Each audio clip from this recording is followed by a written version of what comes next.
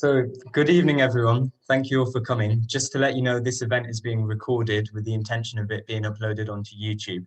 My name is Imran Muller. I'm an undergraduate at Jesus College, and I'm with Preventing Prevent Cambridge. We decided to revive this campaign, working closely with the Cambridge Student Union, given its extreme relevance now as the government undertakes its review of the Prevent policy. Our aim is to secure a full student boycott of Prevent from JCRs and MCRs across colleges, and we want to ultimately encourage Cambridge University to boycott the Prevent review. Several JCRs and MCRs have already agreed to the boycott, and of course the Jesus College JCR has already boycotted Prevent. This evening, we're absolutely honoured to be joined by Dr Tarek Younis, someone I consider to be one of the country's foremost writers on Prevent. Dr Tarek is a critical clinical psychologist and lecturer in psychology at Middlesex University. He's written extensively on Prevent, Islamophobia, and the securitization of mental health. And last year, he contributed to a chapter to the book, I Refuse to Condemn, Resisting Racism in Times of National Security. And he's recently published a commentary, The Muddle of Institutional Racism in Mental Health, with the Sociology of Health and Illness Journal. Tonight, I'll be asking Dr. Tarek for his insights on the current situation surrounding Prevent, securitization, and Islamophobia. And later on in the event, we'll begin a question and answer session. When that happens, you can either raise your hand to ask a question directly, which can be done by clicking on the participants icon and then next to your name, or you can type your question into the chat and I'll read it out for you. So without further ado, let's get into the conversation. Dr. Tarek, I thought we might start with the basics. Prevent is a so-called counter-extremism strategy, which demands that public sector workers report those who they consider vulnerable to so-called extremism for de-radicalization. So when you oppose the policy, the response from its advocates is to say, well, don't you want to stop terrorism? But those of us who oppose Prevent obviously do want to stop violence and keep people safe. So how would you explain that Prevent is ineffective at what it claims to do? What evidence do we have that that's the case? Well, that's first of all, thank you very much for having me, Imran, and it's a pleasure being here. And I think it's important to first of all,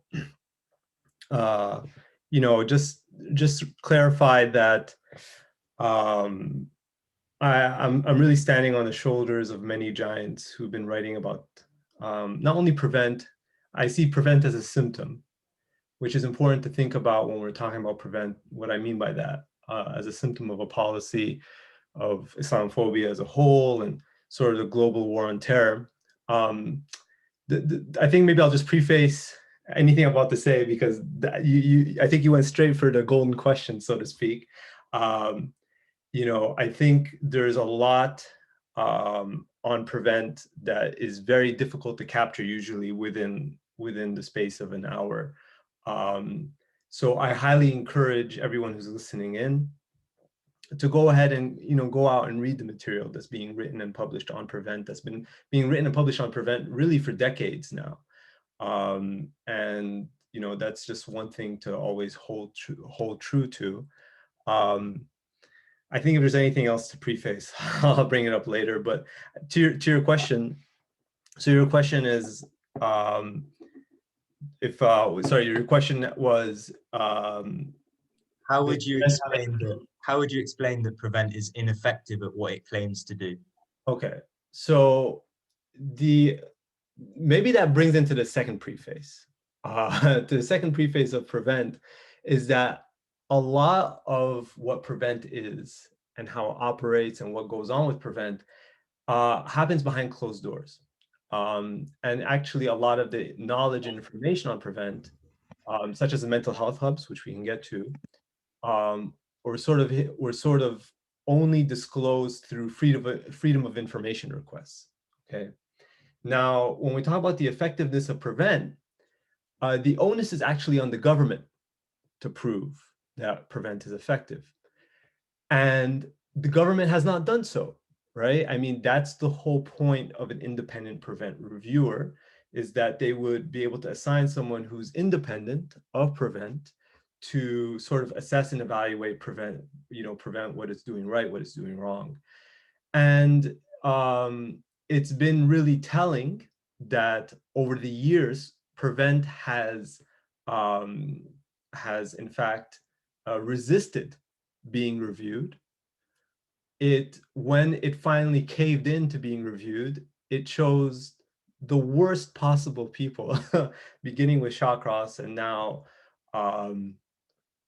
with well, I can't believe his name is slipping my mind right now.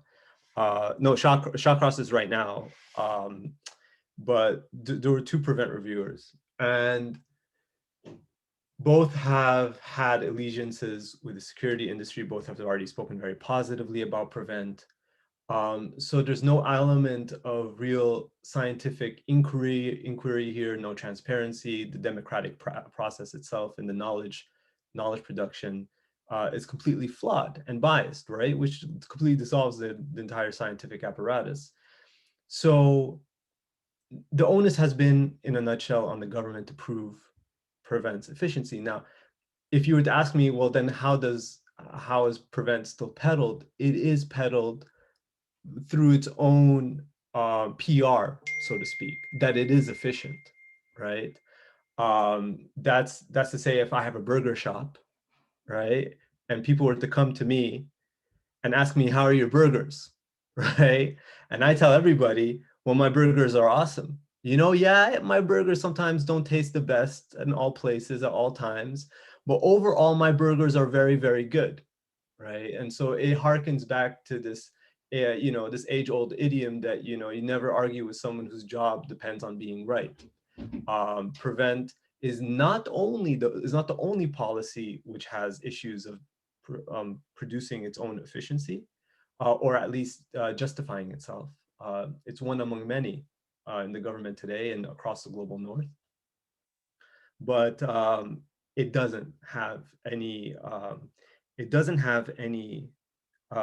evidence of its efficiency outside of its own anecdote.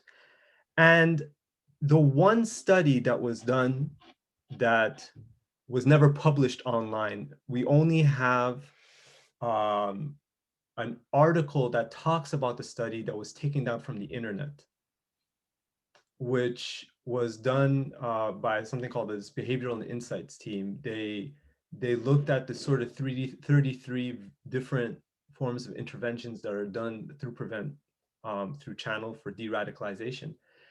And they found that only 2 of the 33 were effective. And this was published a few years back and was never really made public. But, I think if the curtains were to unfold and it was allowed to be opened for scientific inquiry, we would have a massive issue on our hands. So one point that you make very clear in all your writing is that the damage that Prevent causes, most of it doesn't make it into the government's official data. So could you talk a bit about the scope of Prevent's impact on innocent people and the effect that it has in that sense? Wow, Imran, you're really going for all the $1 million questions here. So that is a really fantastic question, and I'm really grateful you're asking that, because often the conversation ends at, is Prevent doing what it says it does, rather than what else is Prevent doing that it doesn't intend on doing, right? Which is sort of what your question is alluding to. And that's really, really significant. So to bring it back to how the government attempts to prove Prevent's efficiency, they use Prevent referral statistics. So they'll say that we were able to, we caught 1,000 people referred through Prevent, 600 got channel intervention, 200 got mental health support, 100 people got housing, whatever, right? So that's the image that they create. It's very much post-referral statistics. One thing that many people have argued, not only myself, we're talking about the UN Special Rapporteur, just a whole host of academics, unions, Muslim civil society, they've argued about the impact of Prevent outside of any statistics, outside of any referrals, right? And I can even make the argument that even if prevent was actually successful at what it thinks it sets out to do, which again, there's no reason to think that, and arguably it doesn't for many reasons. We don't have to go that far. But even if we were to think so, it would still be incredibly damaging enough that it would have to be absolutely questioned from bottom up, even if it was successful at what it thinks it sets out to do. And I'll give an example of this from my own research. I'll give several examples. So thinking about the impact of prevent as a duty, as a policy that's incumbent on public sector workers, and my emphasis was on in healthcare. I write about the case of a white female, racialized white GP woman who in fact, she's critical of prevent. She was telling me she was already critical of prevent. And a man walked into her practice. He wears a long thobe, so a long garment, and he has a long beard. And they're just engaging in casual sort of chit chat. And at one point, he mentions that he wants to homeschool his children. And all of a sudden, this GP woman, we'll call her Cindy, Cindy is sort of taken aback, and she's like, whoa, is this a prevent referral? She's suddenly wondering if this, the fact that this racialized Muslim man, the fact that he wants to homeschool his children is worthy of a prevent referral or not. And that's really preoccupying her in the moment as she's sitting with this patient. And I think we need to pause the story here, and I need everyone to really ask themselves, imagine this was a racialized white woman who came, speaking with her GP, mentioned that she's interested in homeschooling her children. And I think the answer would be quite obvious, that prevent would never occur as a thought, right? Now, the reason why prevent occurred as a thought with this racialized Muslim man is because essentially what prevent really has done is that it securitized the integration discourse that's been longstanding with Muslims across the global north. You know, what used to be prior to 9/11, Muslims better integrate to society or they don't belong here, is now in the post 9/11, what prevent is really legitimizing is that Muslims better integrate in society or they are potential security threats. And so the fact that he was considering taking out his children and homeschooling them immediately played into that signifier. Is the father not want his children to integrate? And so what happened was, she told me, because she really hated thinking that way, she told me she just withheld asking any questions and she felt very uncomfortable. Now, this was such a minute incident, which really disrupted the whole clinical space for her, right? The intersubjective space between the doctor and the patient was completely disrupted through the prevent policy. But this disruption is very difficult to calculate in statistics, right? It's very difficult to capture the impact that such a policy has in everyday interactions, right? And obviously it was a racist interaction, right? And you gotta imagine again, if it was a racialized white woman, it wouldn't have happened. And so this is just like one small example of thinking about the wider impact. Now, if we're thinking about other case examples I can give, I'll just mention one. There was a woman who converted to Islam. She was suffering from severe domestic abuse at home, and the mental health team were helping her. She then converted to Islam, and eventually she put on a headscarf. And now suddenly, the mental health team started prioritizing the potential of her radicalization over the actual domestic abuse that she's suffering. And now this might not have resulted in a prevent referral again, right? It didn't code into the statistics, but it actually completely disrupted the assessment and sort of the clinical space for this person, right? Whereby now suddenly the possibility of radicalization because she put on a headscarf and she was seeing a Muslim, she was dating a Muslim, so to speak, was sort of the causal factor to completely change the whole clinical discussion. So I hope, I mean, I know I probably spoke for too long, and I apologize for that, but you know, I like to give these examples to sort of indicate to anyone listening that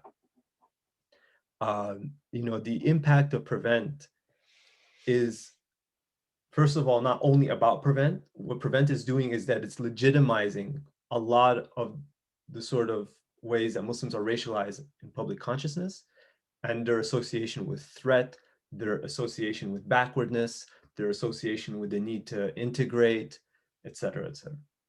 That was a really great answer. And just to back that up with some context in Cambridge University, the Cambridge Student Union recently surveyed Muslim students at Cambridge and found that over 60% regularly censored themselves or limited their participation in public discussion and debates for fear of arousing suspicion, while nearly 80% said they felt constant pressure to present themselves as a good Muslim to break negative stereotypes. So you've talked just then and you've written extensively about how prevent is racist in its impact.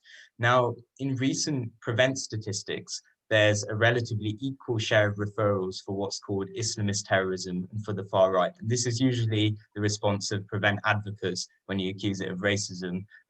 They'll say, well, we also have lots of far right referrals. There's also a new category of referrals where the ideology is deemed uncertain. So how can we make sense of these statistics and how do we still demonstrate that the policy is racist? Again, great question, very hard hitting, straight to the point. One thing everyone who's listening has to bear in mind is that a policy does not become not racist because, let's say, white people are captured in the policy. That doesn't apply only in the war on terror, it applies in the war on drugs and anything, right? Just because, you know, the police are going to eventually stop and search white people doesn't mean that the stop and search as a strategy, as a public strategy, isn't racist, right? Like, so the capture of white people does not disprove the racism of a policy. This is something that we all sort of have to integrate, right? So we have to then sort of unpack the statistics. There's a number of ways we have to think about. So I'm going to address those. The question basically has two parts: one about the far right and one about the uncertain category. So I'll start with the far right and then go to uncertain. And they're both related, but I'll just answer them as separate. So the thing with the far right, first of all, is we got to again think about the impact of prevent prior to statistics, right? So the policy can still be racist just because of its entire impact prior to referral, right? So this idea of self-censorship, the racialized good Muslim, bad Muslim that many Muslims feel like they have to embody and navigate, all these things hearken to a racist policy. But just excuse me, one second, I'm just gonna open the window. There we go. This idea, I find it so, I'll be honest with you, I rarely call things stupid, but it really is stupid that they think that anyone thinks that you can draw an equivalence between, let's say the government comes and says 40% of the people we caught were Islamists and 40% of the people we caught were far right. Okay, that doesn't, percentages don't mean anything, right? You need to actually draw on the demographics to be able to make an inference if it's racist or not. And a very simple example is, imagine there's a village, right? The village has 100 Muslims and let's say 100,000 white people. And now, you know, through prevent, they catch 50 Muslims and they catch 50 white people, right? And so now they go out in the statistics and they say, well, we caught 50 Muslims and 50 white people and it's equal, right? Which would also be 50-50%, right? In terms of all the referrals, it would be 50-50%.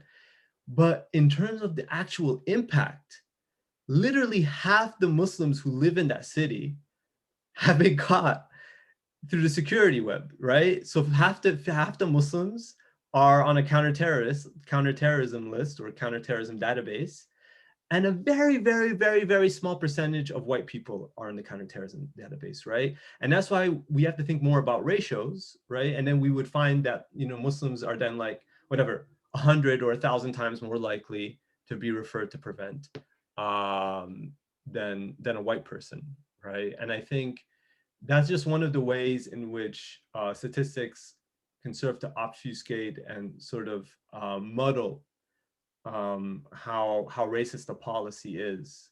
But another way is the one that you mentioned, which I find is a lot more egregious. I'll be honest with you, it really, it's really upsetting for me. And in fact, it's getting worse when they're playing with statistics by creating these fabricated categories of, okay, this, it's not about, so now they're gonna say 27% Islamist, 27 or 30% far right, and 40% vulnerable to radicalization, right? And by doing so, now, because the 40% who are vulnerable to radicalization, we can't assume yet, we don't know what their ethnicity is, right? And they're not revealing it. You know, they're not revealing their religious affiliation. For all we know, the 40% of people who are vulnerable to radicalization, which is a strong assumption based on the report that we're going to publish tomorrow, are most likely almost majority racialized Muslims, right? So it's not actually 27% Islamist and then, you know, vulnerable to radicalization. Is the people they suspect are vulnerable to radicalization were Muslims who were potentially acting weird that they think might be Islamists, but they can't codify them under Islamists. So now we're going pre-criminal. We're, you know, in one case example, in a police report, there was an individual who was acting weird or strangely around tourist sites, and sort of was picked up by counterterrorism police for doing that. But immediately we can sort of pick up on the racialization, right? Who's the type of individual who acting weird around tourist sites might provoke police suspicion. So it's a form of colorblindness that they're trying to they're really insisting upon, which I can talk about further if you're interested. So that's thank you very much for that. That's a great sort of articulation of why Prevent is deeply discriminatory in its impact. I think now I want to add a global dimension to this. The Chinese government has upwards of 1 million Uyghur Muslims in concentration camps, supposedly for de-radicalization. Uyghurs are considered radicalized just if they grow their beards too long, they seem to be practicing Islam too religiously. So the Chinese Communist Party is using the rhetoric and narrative of the war on terror. But there's also an even more direct link, which is that in 2017, the British government was working with officials in the Uyghur region and promoting Prevent there. Now, we have very few details about what this actually entailed, but what do you think this means? What can it tell us about the countering violent extremism framework that underpins Prevent and how it's been exported globally? Yeah, that's an excellent question. So the reason why this question is so important is because now we're going beyond the local context to thinking globally in terms of global dynamics and thinking of Prevent as a symptom, one local symptom towards a global dynamic that we're seeing in terms of the global war on terror, global Islamophobia, not only obviously in the UK and China, but France, Denmark, you know, literally everywhere around the world. So if we remain under the point of the global war on terror, which is to answer your question directly, we know very, very well now, you know, 20 years on, this is the 20th year anniversary of the war on terror. The war on terror has proved to be almost the most incredible logic and rhetoric to justify anything, right? For the state to justify any form of exclusion, suppression, control, management. It's everything that the state is able to take away in terms of our rights, in terms of surveillance, not only here in the UK, but everywhere in the world. It happens in Egypt, it happens in Saudi Arabia, it'll happen in China, France, Denmark, everywhere around the world. That is what the war on terror has really transformed. Really, I think you know, the idea of like basic human rights, and Guantanamo Bay being the sort of quintessential example of that, right? Whereby anyone in Guantanamo simply they're no longer, they're extra human, right? They're outside of our humanity. They don't have any rights. So to bring it back then directly to your question, if we bear that in mind, what we know then, if we understand the process of globalization, we know that the war on terror is a massive industry. And often that's why when I talk about prevent and CVE, counter-violent extremism, we have to, I often use the word industry. It is a massive industry right now. It's one of the fastest growing exports. Security is one of the fastest growing exports in the UK. To be able to, you know, promise security, promise to be able to capture and identify individuals who are pre-criminals. And of course, the political discourse is going to pander to that, right? They're going to pander to the moral panics of threat that our country is constantly under attack. That's what China does, for example. And so it creates this globalized security community where there's this constant interchange of knowledge and technology. Israel being a really big example of that in terms of its export. China, you know, and it's not only governments, it's private companies as well, right? We're talking about Twitter, we're talking about Facebook, we're talking about all these surveillance capitalists. You know, Shoshana Zuboff in her book, The Age of Surveillance Capitalism, when she talks about sort of the huge threat that we have right now to privacy through surveillance, right? Google, everyone's sort of collecting our data and our information. One of the key turning points that she highlights is the war on terror, right? The war on terror has really legitimized through private and state, sort of the private and state nexus, right? That, you know, there's just this huge boom of surveillance as a basic strategy that now everyone, you know, a company would be willing to look everywhere around the world to try to sell the product, right? And countries are always constantly in negotiation to learn from each other as well.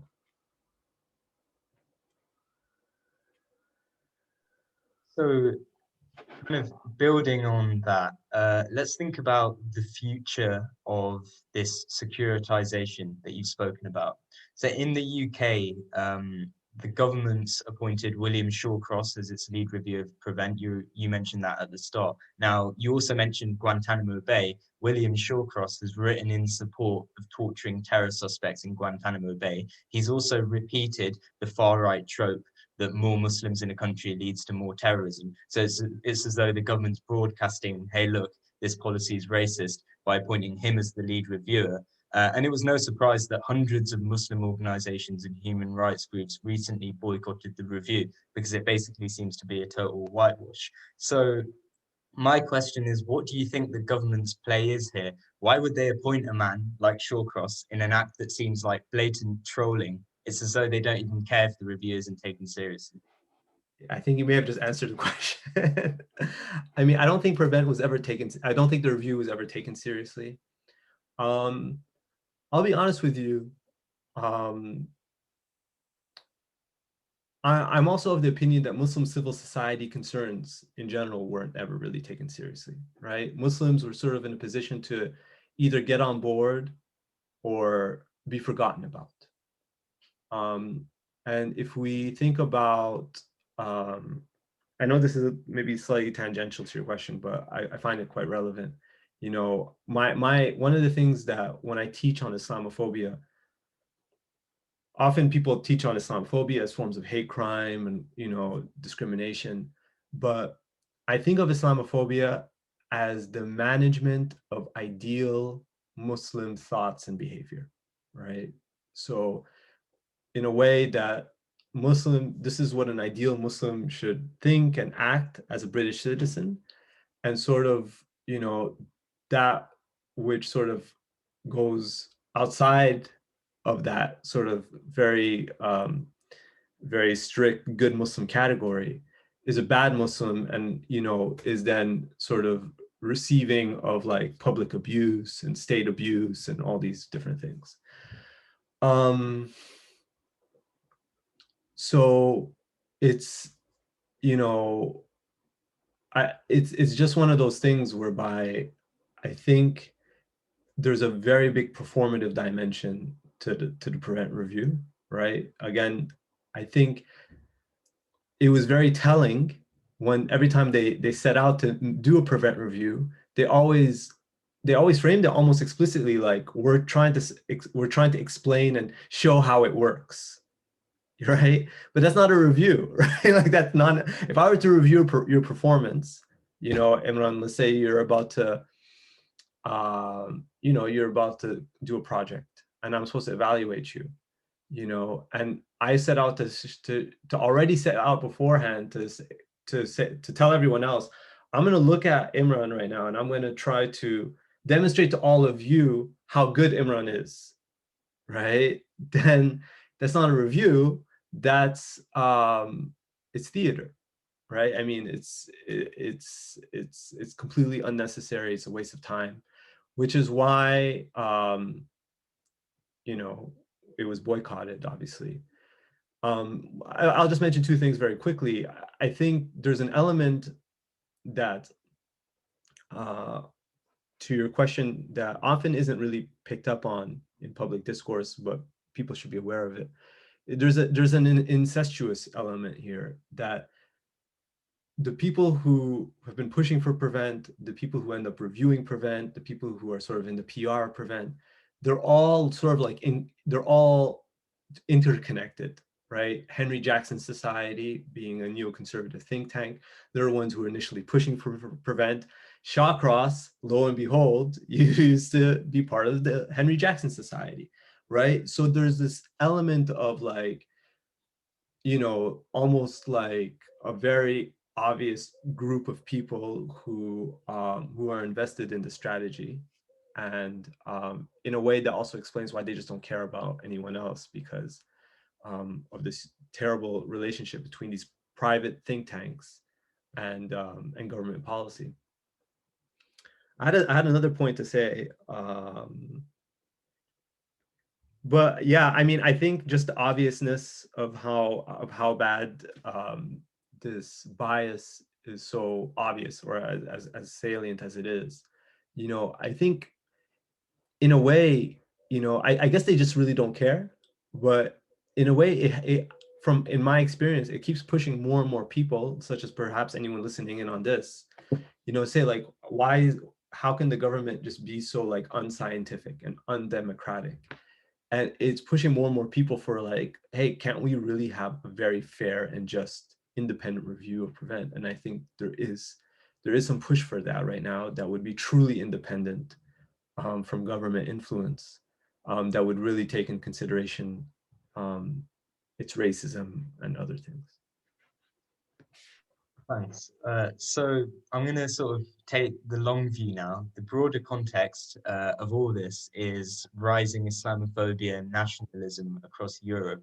So in France, the Muslim question is constantly in the headlines, and the French government seems intent really on passing more and more repressive laws by the day. In Austria too, you have the repression of Muslim civil society, that's the norm. But by contrast, in Britain, thankfully, we don't have the same level of attacks on religious freedom that we see elsewhere in Europe. Another thing is that Muslims are no longer always in the headlines, as was the case in, say, 2016 and 2017. These days, our frustration seems to be that the media doesn't report on things like Prevent and Islamophobia in the Conservative Party. So things here don't seem to be escalating the public discourse as they are in France. Do you think, and this I know requires a lot of speculation, do you think this is likely to continue, or is it a deceptive calm? Because we can't predict the future, but we can look at the trends. Do you think Islamophobia and the coercive liberalism dominant now across much of Europe is likely to increase in Britain in the years to come? Yeah, that's a really good speculative question. I think it's really important to understand that despite global Islamophobia across the global north, at least, they're going to take it's going to take local manifestations, right? So they're going to appear differently in different ways according to various histories and trajectories. For example, here in the UK, racism is a very salient theme in public discourse, right? Whereas if you go to Denmark, Denmark is massively racist in its policies and strategy, but there's no discussion of racism whatsoever, right? And so in a way, especially for Muslims then, there's almost no language to be able to resist it. I think there's several points. I think thankfully we're not at the level of obviously something like France here in terms of very overt sort of. In France, it's really, really bad, obviously, because what we're seeing is that very bluntly, the centrist parties are trying to pander to the far right demographic as much as possible, right? So they're trying to be more anti-Muslim. The Macron government is trying to be more anti-Muslim than even Le Pen's government, right? And there's even this YouTube clip where the interior minister was telling Marine Le Pen, like, you're not going hard enough on Muslims, or you're not going hard enough on Islamists. And Marine Le Pen is like standing there like, what? Like that's her entire existence right there that he just shattered. But I think in terms of local manifestations, the UK is also quite unique in its surveillance, right? And so one thing we'll find here that we won't find in Germany is, for example, the mental health hubs that we're going to publish on tomorrow, or even anywhere else. I mean, something like mental health hubs and just this idea of the prevent duty in and of itself, wouldn't pass so well in other countries. You see, so I think here, because of, in a way, being UK trying to really aspire to being a post-racial state, whereby they dealt with their racism issue. It's very similar to the United States in that sense, whereby policies now are being developed and expanded that are inherently racist, but not explicitly so, like in France, right? And it is getting worse and worse. So the color blindness, I think, in the UK is getting worse and worse, whereby, if you think about policies like the hostile environment, stop and search, gang matrix, prevent. The UK really has a lot of racist policies, right, and strategies. So just because it's not potentially as explicitly hyper-targeting populations as it is in France, that doesn't mean it doesn't exist, and doesn't mean it actually becomes even more difficult to resist, because I think a lot of people can point at France and say what you're doing is wrong and illiberal. But the UK, it's liberal forms of racism which operate under a liberal form of racism isn't like targeting a population wholesale, but they'll target them according to particular registers, like nationalism, fundamental British values, right? We're not out to target Muslims. We just want to make sure that the entire population, ascribes to fundamental British values. Who is that targeting in public consciousness? Muslims, right? And so it presents a different challenge. So yeah, out of fear of talking for too long, I'll just mention one thing to actually also directly answer your question. One thing I found really interesting, what I find really interesting, because I follow, let's say, Henry Jackson Society and all these neoconservative think tanks. And what I find really interesting is that the push for more colorblindness. Yeah, let's go after more white people or more extremists in general. Let's not only focus on Muslims, let's go after all pre-criminals. It receives a very clear and obvious pushback from these neocon think tanks, which are like, hey, the main issue is really Muslims, right? We can't lose sight of that. And I think it really, that tension, really exemplifies how inevitably there's always this return to Muslims, right? As much as there's this push towards, oh, we're not targeting Muslims like in France. Actually, in terms of the elites and the think tanks, etc., they do think about Muslims explicitly, right? It's just not maybe in the same format as it is in France. Okay. Thank you very much for that answer. So now we'll go on to audience Q&A. So to the audience, you can either raise your hand to ask a question directly. So you can click on the participants icon, then next to your name, and that will raise your hand. Or you can type your question into the chat and I'll read it out for you. So do we have any audience? Yes. Okay, so we have a question from Bushri.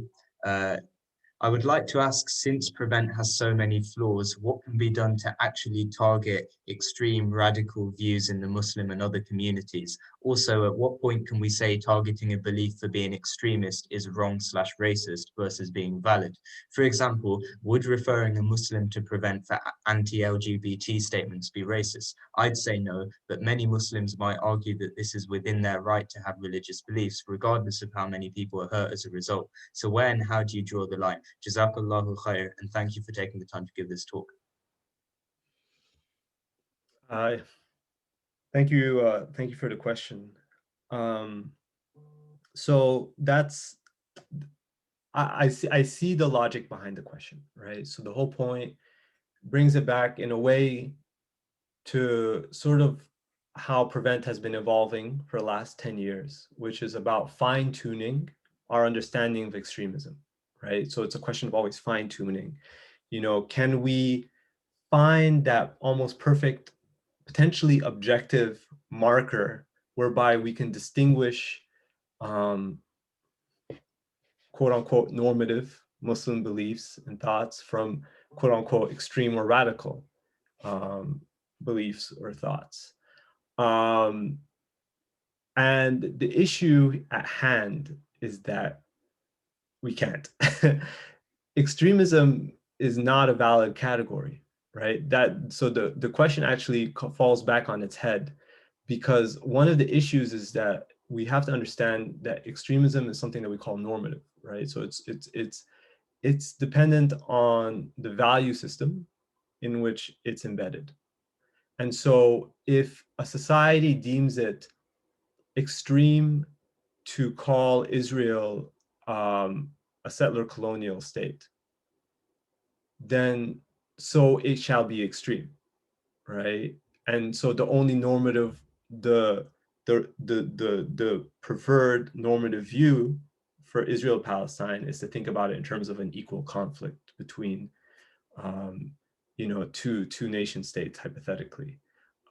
So there's an issue here of extremism in the question, whereby your question is taking that there is something that we can distinguish between extreme and non-extreme.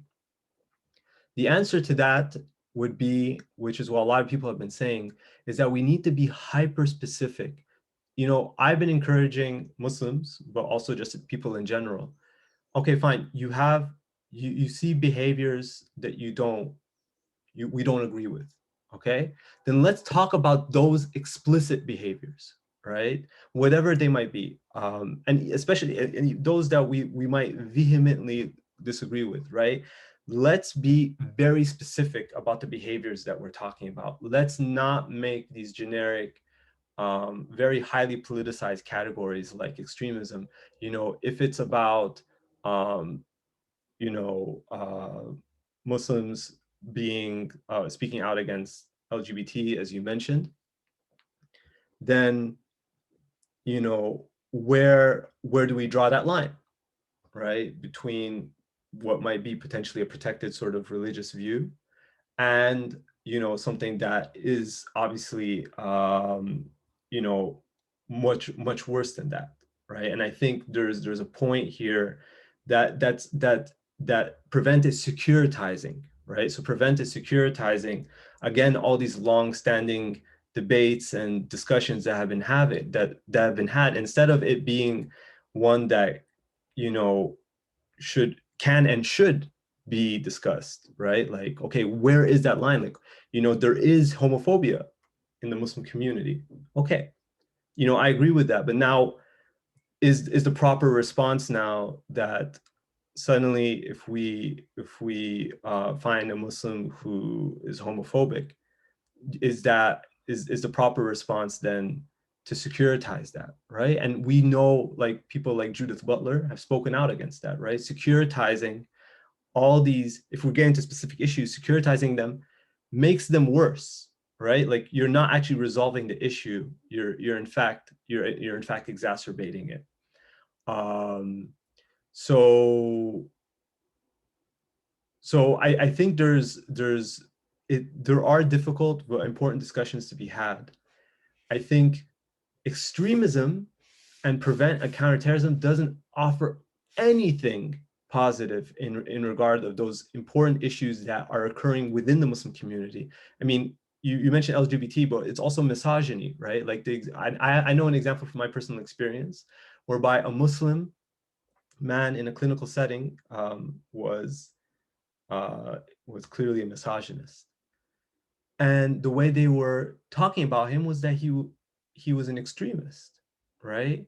But it creates this two-tier system, whereas white men are misogynists, but but Muslim men, when they display a form of misogyny, it's ascribed to extremism, radicalization, terrorism, which is a two-tier justice system then, right? Then they're suddenly in a whole different tier of being positioned within the criminal justice system. And that's where racism occurs, even if we all disagree very strongly with disagree. I mean, even if we all hate the misogyny that this person is espousing, that doesn't take away from its racism. It doesn't take away from the fact that we're creating a two-tier justice system. Securitization, just as Max Hill said, counterterrorism is really not offering anything. Criminal law can easily deal with all these very specific issues. Counterterrorism is just really creating a second tier for racialized Muslims. And I hope that answers your question. If you feel like I haven't really answered your question, please do answer back. The person Bushri has messaged to say that actually makes much more sense, especially about talking about hyper-specific behaviors rather than generic extremism and creating an unnecessary and unethical security framework surrounding the behavior, as well as how you pointed out the two-tier justice system. Thank you. So we also have another question from Mariam Sheikh, who asks, how do we react to all of this as Muslims? Do we take the good Muslim badge and run with it? Or do we reject these stereotypes expected of us? Or is there another way to approach this where we don't lose our identity? Yeah, thank you very much for the question, Mariam. So just for the sake of time, I'm going to go ahead and answer your question very directly and say, definitely do not take the good Muslim badge and run with it. It might make you feel better. It might make me feel better. And I wrote a personal chapter about this, which I can share. I posted, it's in the book, I Refuse to Condemn. I wrote like a semi-autobiographical chapter talking about myself playing the good Muslim. Very bluntly, the moment we play ourselves and be like, oh, I'm a good Muslim, right? It's not it's not me, you know, it's these bad Muslims out there, you're essentially always going to throw someone else under the bus, right? And it might not be someone that you know, but it might eventually also just be your neighbor, your children. It can really be anyone. The more we reproduce this good Muslim, bad Muslim divide, the more egregious it sort of affects the entire community. Uh, the difference would be for us to think that we all hold the potential for good and bad, right? Which from an Islamic perspective is also what we believe, right? So that everyone has that potential for good and bad. And it's not, you know, it's not necessarily just the state that gets to justify, you know, sort of racializing and securitizing certain communities, right? So an example of this is, let's say, you know, for example, I'm sort of drawing on someone else's example, someone who goes through the airport and they're stopped by the border police and they say, imagine it's me, I'd be like, oh, don't you know who I am? I'm Dr. Tarek Younis. I'm a lecturer, you know, I'm an ideal Muslim citizen, you know, I contribute to society, I teach, I do this and that, you know, how are you stopping me? I'm one of the good guys, right? Now, if I were to say that, that might get me, and it would get me through. The border officer would be like, yeah, how can this guy be an extremist, right? But now imagine it was someone who wasn't blessed with all the privileges that I have, right? Now, the moment I say that, and the next person after me just happens to be a guy who, let's say, has made mistakes in their lives. Maybe they have a criminal history, a racialized Muslim has a criminal history, you know, made a lot of stupid mistakes. We have different histories, we have different blessings, different privileges. And now they get to the border police officer. And now that border police officer is still, they didn't question their good Muslim, bad Muslim lens. And they're checking that guy, you know, and that guy can't play that card that I just played, right? He can't play the good Muslim card. He has a criminal history, you know. And essentially by me playing it, the good Muslim, you know, I reproduce the reality that there's bad Muslims out there to be caught.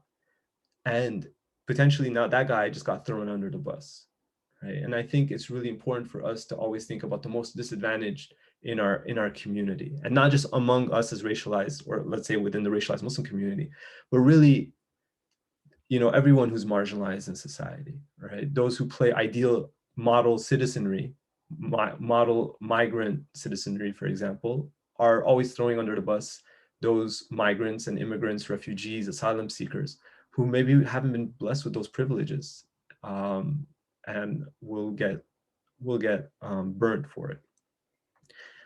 So I hope that sort of, I think what, to answer your question, the end of the question, what we need is something that we already know. What we need is community, and we need solidarity, right? We need to stand up for each other, for everyone, right? And we need to always, prevent keeps its eye on securing the state, so to speak, but also its own political and financial interests. We need to keep our eye on each other, right? That's the way we protect ourselves, is that, you know, if anyone is feeling unsure or insecure, you know, whatever it might be going on, you know, we should know that we're not alone in going through issues like prevent, hostile environment, etc. It's really solidarity that's going to make a difference. And I hope that's just, I guess, part of a wider answer, but it's probably one of the more important parts. Mariam says, thank you very much. That was very insightful. We have, and this will have to be the last question, how should we deal with the feelings of anxiety and fear of being a persecuted community? It's subtle in many ways, but it can create feelings of worry, paranoia, and lack of safety. Do you feel we are discussing this as a community, and how to handle this? This is an ongoing trauma. And who can we turn to? Where is it really safe? Yeah, for a final question, that's it's quite a large hamburger to eat. I mean, this has been something that we've known ever since like Frantz Fanon sort of written about that, right? Is the sort of trying to understand the sociogenic effects of colonialism, but if we can think about it, expand it in terms of sort of like a surveillance state of, for Muslims or racialized minorities. It's really, really tough, I'll be honest. I know, and I just want to tell you, for anyone who's feeling anxious, feeling suffocated because of these policies, I just want you to know that, you know, I see you and I hear you, right? I know it's not easy. And it comes back to this idea of community. If you're feeling that way, I think it's really within a neoliberal climate and structures that we feel we're just carrying these things on our own shoulders. But we really shouldn't. If you feel that way, you know, you need to reach out to, you can reach out to myself, reach out to organizations, many Muslim civil society organizations that provide that sense of community and that sense of resistance. You know, that's the way of counteracting that. It doesn't go away, but you know, there's nothing more lonely and I think isolating than bearing this sort of anxiety that you're constantly anxious and under surveillance, than doing it on your own, right? And I think no one should feel like they're doing it on their own. And I can definitely offer I guess, suggestions and advice where to go to if anyone feels that way. Yeah, so just never feel like you're alone, and definitely reach out. There's a lot of people who feel like you do. Well, thank you very much. And that draws us to the end of this session. I hope everyone's learned a lot and enjoyed it. Personally, I found it really enlightening and insightful. Dr. Tarek, we're really honored to have had you here today. Thank you so much for taking out the time to do this, because I know you're a very busy man. And thank you to everyone for coming. Great. Thank you so much. Thank you for having me. Take care. Sorry.